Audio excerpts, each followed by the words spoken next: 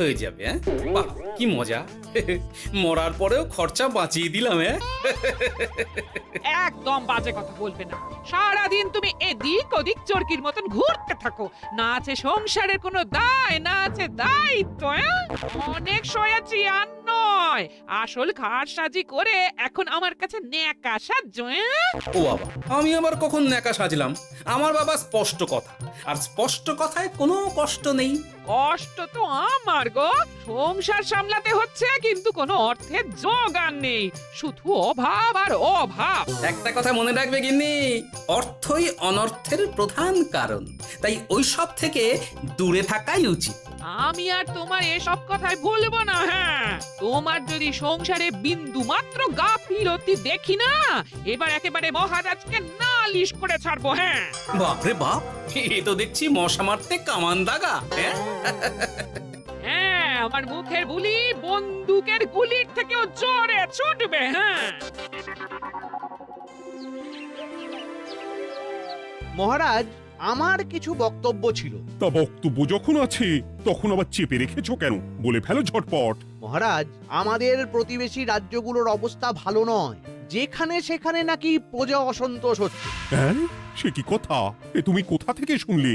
একদম ঘোড়ার মুখের খবর মহারাজ, আমি খোঁজ খবর নিয়ে দেখেছি। তাহলে তো আমাদের এক্ষুনি সতর্ক হওয়া দরকার। হ্যাঁ মহারাজ, সেই জন্যেই আমি বলছি, আমাদের এখন একটাই কর্তব্য।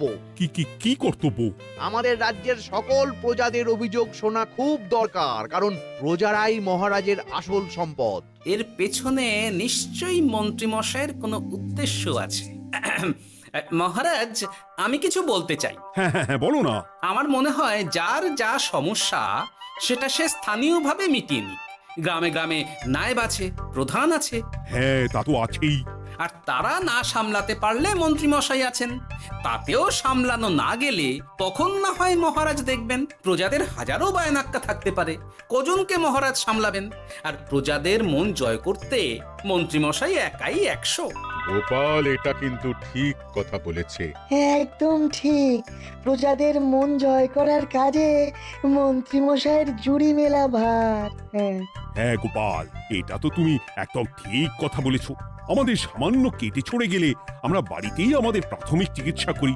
সবকিছুর জন্য তো আর রাজবৈদ্যকে নিয়ে টানাটানি করা যায় না। ঠিক তাই, সব সমস্যা পুকুর পাড়ের সমস্যা, রাজসভায় টানার অত দরকার নেই। কত সূক্ষ্ম পরিকল্পনা করেছিলাম। ভেবেছিলাম মহারাজের কাছ থেকে প্রজাদের কিছু পাইয়ে দিয়ে লাভের গুড় খাবো, কিন্তু কিন্তু গোপাল সে গুড়ে বালি ঢেলে দিল। আরে বাবা, গোপাল বালি ঢেলেছে তো কি হয়েছে? তুমি গুড়ে জল ঢেলে দাও। তাতে আমার কি হবে? গুড়ে জল ঢাললে তো মিষ্টি শরবত হয়, তাতে পেপাসাও মেটে, মনও ভরে। সাব্বাস, তুমি আমার মাথায় করে দিলে বুদ্ধির চাষ। যা একটা বুদ্ধি এসেছে না, কি বলবো গিন্নি।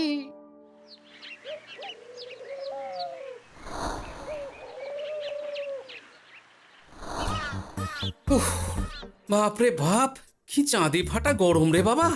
গিন্নি, ও গিন্নি, এক ঘটি জল দাও দেখি। বাপরে বাপ, সূর্য যেন মাটিতে নেমে আসবে। উফ, এই নাও ধরো। আচ্ছা, গুড় বাতাসা কিছু তো একটা জলের সাথে দিতে হয় নাকি? উফ, যেমন যোগান থাকবে তেমনই পাবে। এতেই শৈলে শান্তি, না হলে ভোগান্তি, বুঝে নাও। দিদা তো পুরো জামা ঘষে দিল রে। তোরা আবার দিদার হয়ে দল ভারী করতে এসেছিস? হ্যাঁ, না, আমরা কয়েকদিন ধরে দিদার কাছে নারকল নাড়ু খাবো বলে বায়না করেছি। আর দিদা একই কথা বলে ভাঙিয়ে দিচ্ছে। কি করা যায় বলো তো দাদু? বল বল দাদুকে বল। দাদু হাত গুটিয়ে ট্যাগ গুটিয়ে রাখলে কিভাবে নারকোল নাড়ু হবে? কি করি বলো তো? আমরা তো আর দাদুর থেকে চিন্তাই করতে পারবো না, চুরি ডাকাতিও পারবো না। নালিশ তো করতে পারবি। তোরাও আমার সাথে চল, মহারাজের কাছে তোদের দাদুর নামে নালিশ ঠুকে আসি। হ্যাঁ, আচ্ছা, সংসারের অশান্তি এত দূর টানার কি দরকার? এতে তোমারই এমন চাঁদ পানা আলো মুখ কালো হয়ে যাবে গিন্নি। এত মাখন দিতে হবে না, অনেক সয়েছি, এবার প্রতিবাদ। হ্যাঁ, দেখো দাদু, দিদা কিন্তু আগ্নেয়গিরি হয়ে আছে। তুই বাজার থেকে গুড় নিয়ে এলেই দিদার মুখ মিষ্টি হয়ে যাবে। হ্যাঁ, আর দিদার মুখ থেকে মিষ্টি কথার বৃষ্টি হবে। হ্যাঁ, তাছাড়া তো আর উপায়ও নেই। উফ, আবার খরচ।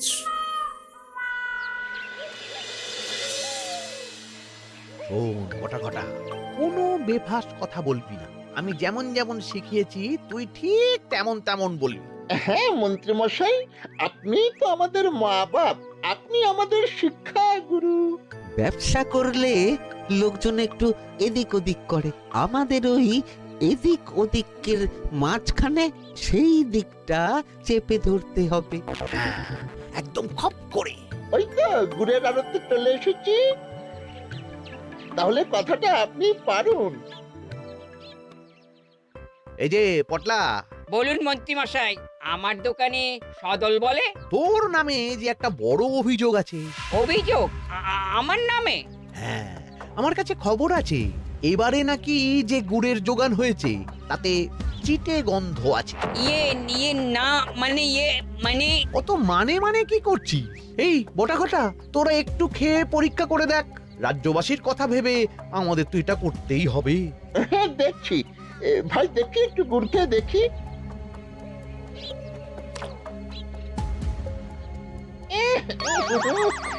ঘটা তুই খেয়ে দেখ। বাবারে বাবা, এ তো চ্যাটচ্যাটে গন্ধ। হ্যাঁ তাই তো বলছি। কি ব্যাপার, গুড়ের ব্যবসাতেও জাল? হ্যাঁ, ওই জাল দেওয়ার জন্যই একটু চ্যাটচ্যাটে কড়া পাক, কিন্তু গুড় খারাপ তো নয়। আমি এক্ষুনি তোর সব গুড় বাজেয়াপ্ত করছি। এরপর রাজদরবারে বিচার হবে, তখন ভালো খারাপ সব বেরিয়ে যাবে। কেমন? ও মন্ত্রী মশাই, এইরকম করবেন না। আমি তো বলছি এবারে গুড় একটু বেশি জাল দেওয়া হয়ে গেছে। সে যাই হোক, প্রজাদের সন্তুষ্টি আমার একমাত্র লক্ষ্য। একটু এদিক ওদিক হলেই ঘ্যাচাংফু করে দেবো। কি? এই সামান্য ব্যাপারের জন্য আবার রাজসভার কি দরকার মন্ত্রী মশাই? এইখানেই ব্যাপারটা কোনো রকমই মিটিয়ে নিন না। হ্যাঁ, এই তো বাছাধন, পথে এসো। এই রফাটা এখানেই সেরে নিন, নইলে পটলা রাজসভায় দফা রফা হয়ে যাবে। শোনো, তুমি একটা দুটো করে আপাতত ওই মোট 10 টিন গুড় মন্ত্রী মশাইয়ের কাছে পাঠিয়ে দেবে। এখন আমরা 2 টিন তুলে নিলাম, বাকি 8 টিন আমার বাড়িতে সময় মতন পাঠিয়ে দিবি। কেমন? আচ্ছা আচ্ছা আচ্ছা আচ্ছা, ঠিক আছে ঠিক আছে। এর দাম আমি ঠিক অন্যভাবে তুলে নেবো। হ্যাঁ, ব্যাস, গুড় জলের মধ্যে গন্ধরাজ লেবুর পাতা দিলাম। এবার আর কোনো ওই চিটে গুড়ের গন্ধ থাকবে না। এই তো চাই। বিনামূল্যে বাজিমাত করে দেব। প্রজাদের মন আর মহারাজের ধন আমাদের একমাত্র লক্ষ্য। আরে ওই তো একজন পথিক আসছে। আসুন আসুন, বিনামূল্যে পান করুন গুড় জল।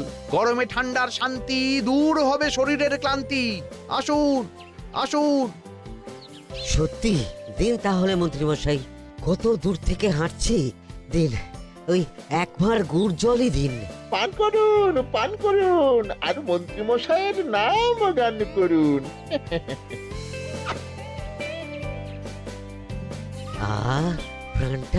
প্রাণটা জুড়িয়ে গেল। আর এক ভাঁড় পাওয়া যাবে?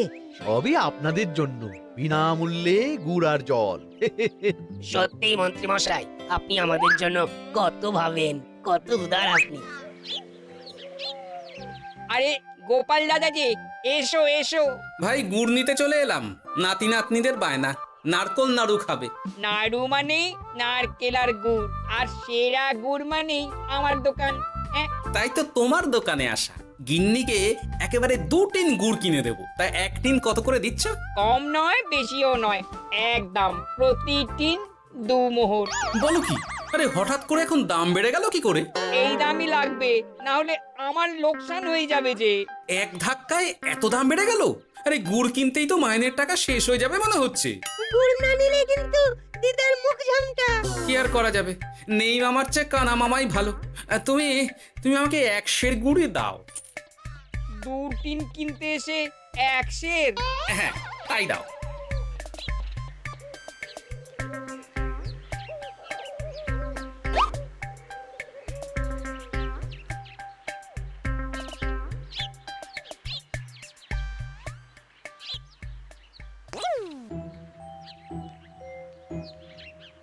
ও দাদু, তুমি ওখানে দাঁড়িয়ে আছো কেন গো?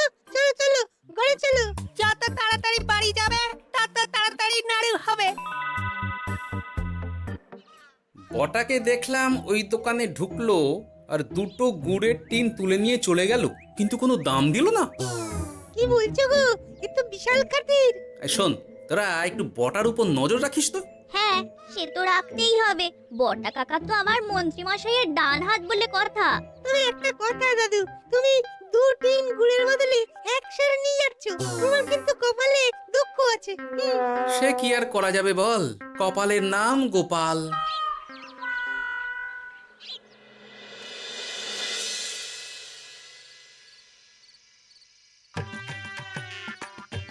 মস্করা পেয়েছো?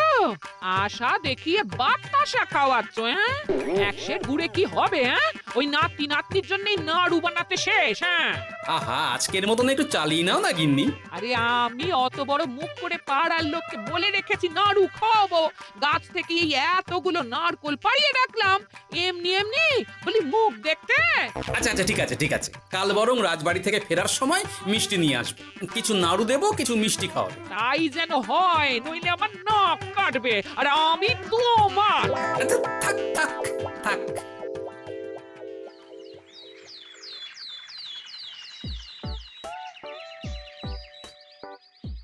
ওই দেখ, দাদু ফিরছে, চল ধরি। দাদু দাদু, তোমার কিন্তু দিদার জন্য মিষ্টি নিয়ে যাওয়ার কথা, খাওয়াতে হবে। তাছাড়া মনে আছে মনে আছে। শুধু দিদার জন্য নিয়ে গেলে চলবে না, আমরাও খাবো। আরে বাবা, ঠিক আছে ঠিক আছে, খাওয়াবো। চল চল, ভোলা ময়রার দোকানে চল। দাদু জানো, আমরা আজকে দেখলাম ঘটা কাকাও ওই দোকানে গুড় নিতে গিয়েছিল আর বিনামূল্যে গুড় দিয়ে এলো। হ্যাঁ,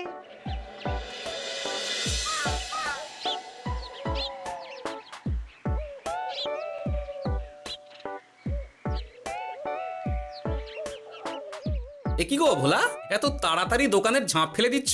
আর কি করব বলো, দুপুরের দিকেও বেচা কেনা হচ্ছে না। মন্ত্রীমশাই বিনা পয়সায় গুড় আর জল খাওয়ালে কে আর পয়সা খরচা করে মিষ্টি কিনতে আসবে বলো? আচ্ছা, সেই জন্যই বটা গতকাল আড়তদারের কাছ থেকে গুড় তুলে নিয়ে যাচ্ছিল। আমার ষষ্ঠ ইন্দ্রিয় যদি ঠিক কথা বলে, তাহলে ওই আড়তদার পটলা সেই খরচ বাকিদের ওপর চাপাচ্ছে। নইলে গুড়ের এত দাম তো বাড়তে পারে না। কি জ্বালাতনে পড়লাম বলো তো। যাকে, এই ব্যাপারটা আমি দেখছি। আগে তুমি গোটা কত রসগোল্লা দাও তো।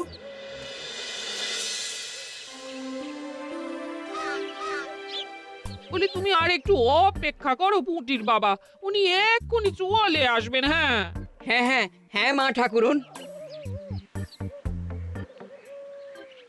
আরে পুঁটির বাবা যে, এ নাও ধরো। বলো বলো বলো, সব ভালো তো? আর ভালো, এভাবে চলতে থাকলে চাষবাস সব মাথায় উঠবে। কেন গো, কি হয়েছে? আর বলো না গোপাল দাদা, মন্ত্রী মশাই তো বিনা পয়সায় সবাইকে দেদার গুড় আর জল খাওয়াচ্ছে। আর সবাই তো গুড় আর জলকে গাছের তলায় শুয়ে লম্বা ঘুম দিচ্ছে, কেউ চাষাবাদ করছে না। নয়, হ্যাঁ, মন্ত্রী মশাই এমন কল খাটিয়েছেন যে সবাই ওই রাস্তা ধরেছে। আরাম পেলে কে আর কাজ কাম করতে চায় বলো? সে কি, আহা, এভাবে চাষাবাদ ছেড়ে বিশ্রাম নিলে যে কদিন পরে সবাই খেতে পাবে না। গুড় জলের লোভে সবাই আরাম পিপাসু হয়ে গেছে। ঠিক আছে, আমি দেখছি কি করা যায়।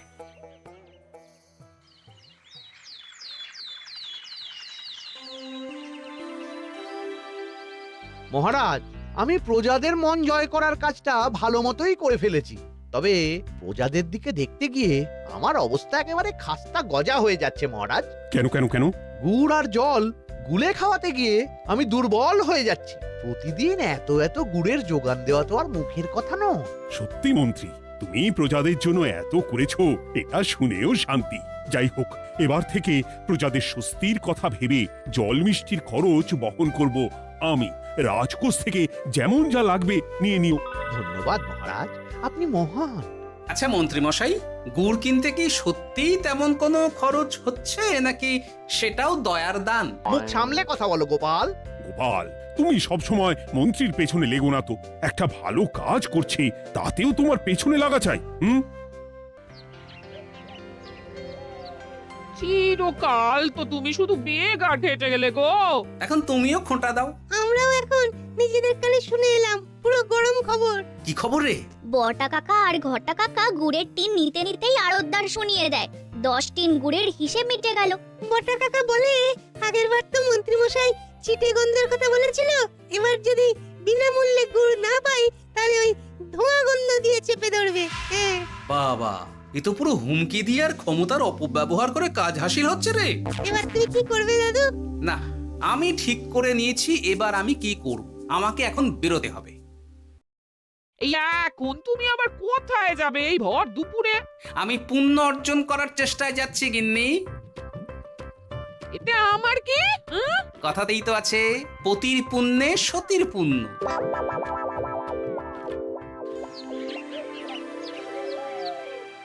মহারাজ, মন্ত্রীমশাই আমার চোখ খুলে দিয়েছে, তাই আমি ঠিক করেছি পশ্চিমের গ্রামে গুড় জল খাওয়াবো। এই তো, এটা ভেবে আমি খুব খুশি হয়েছি যে গোপাল তুমি নিজের ভুল নিজেই বুঝতে পেরেছো। কিন্তু তার জন্য এবার মহারাজ আপনার সাহায্য চাই। কিরকম সাহায্য? যেহেতু এই রকম আগে হয়নি, তাই মহারাজ আপনিও আমার সঙ্গে থাকবেন। গুড় কেনা থেকে শরবত দেওয়া সবটাই আপনার সামনেই হবে। তবে তারও একটা শর্ত আছে মহারাজ। আবার কি শর্ত? ছদ্মবেশ ধারণ করতে হবে, ব্যবসায়ীর ছদ্মবেশ। বেশ বেশ, সেবাই পরম ধর্ম, সে যে বেশেই হোক। তাহলে আজ বিকেলে গুড় কেনা দিয়েই শুরু হোক যাত্রা।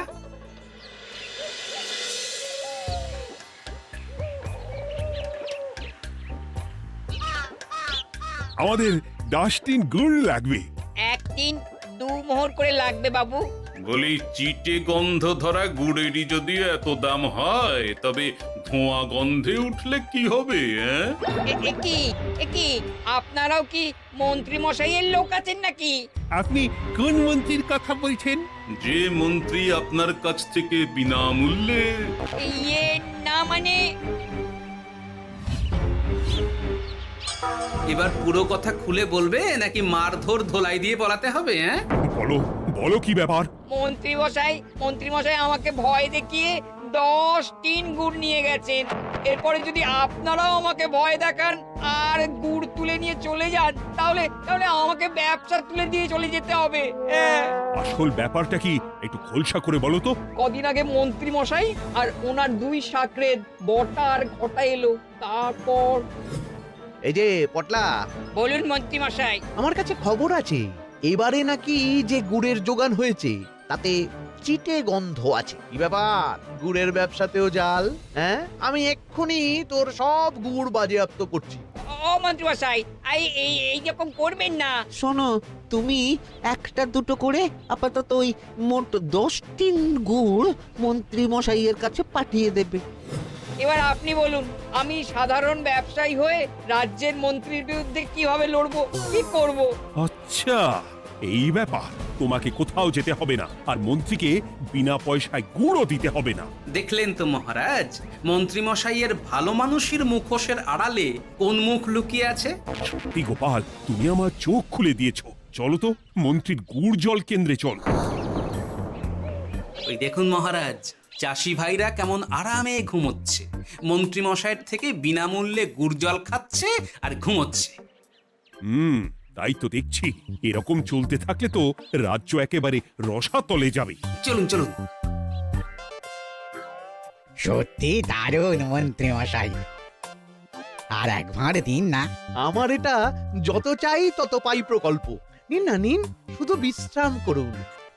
আমাকেও দিন, এত দূর থেকে হাঁটছি। হ্যাঁ, আমাকেও দিন।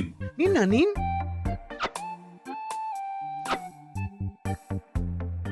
শরবতে কেমন চিটে গন্ধ।